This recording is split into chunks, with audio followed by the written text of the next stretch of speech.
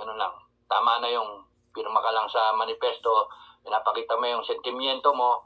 We support the feeling na we are withdrawing our support kay BBM. And Sara, acknowledging Sara to step up and be the president because we do not want the Philippines to go down the drain. We are expressing our sovereign will. Now, kung umabot yan ng milyon-milyon, something to contend with. Dapat is either kayo makinig sa gobyerno o kung ayaw makinig, wala, mangyayari sa inyo. Good luck sa inyo.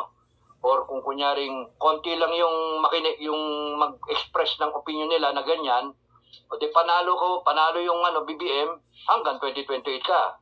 Good luck, Philippines, di ba? Ganun lang yon. Hanggang 2028, wala sigurong salita tungkol sa droga.